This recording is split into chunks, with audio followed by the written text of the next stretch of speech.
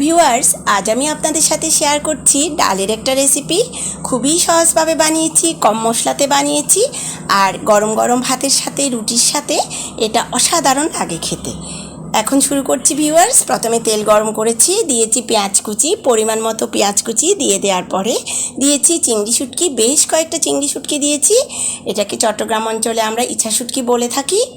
আর এরপর দিয়েছি 1 চা চামচ পরিমাণ হলুদ গুঁড়ো, 1 চা চামচ পরিমাণ লাল মরিচের গুঁড়ো। এটাকে এখন আমি বেশ ভালো করে কষিয়ে নেব।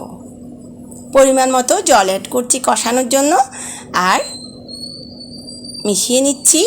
এরপর দিয়ে দিচ্ছি পরিমাণ মতো লবণ, আর কষানো শেষ হওয়ার জন্য অপেক্ষা করছি। ভালো করে কষিয়ে নিচ্ছি ভিউয়ার্স। এবার আমি এখানে অ্যাড করছি ফুটিয়ে রাখা ডালগুলো। এগুলো 90% মতো ফুটিয়ে রেখেছি আমি ডালটা। এবার বেশ ভালো করে ফুটিয়ে নিয়ে আমি রান্না শেষ করব। এটা হচ্ছে ভিউয়ার্স প্যালন ডাল। আমি এটাকে প্যালন ডাল হিসেবে জানি। আপনারা কে কী নামে জানেন আমাকে কমেন্টে জানাবেন। দেখেছেন ভিউয়ার্স, কালারটা অনেক অনেক সুন্দর এসেছে, আর এটা খেতে তো অনেক টেস্ট হয়েছিল। রান্না প্রায় শেষের দিকে।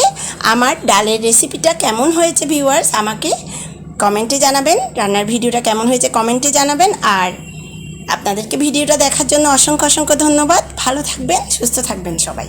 ঢেলে নিচ্ছি ভিউয়ার্স পরিবেশনের জন্য বাটিতে।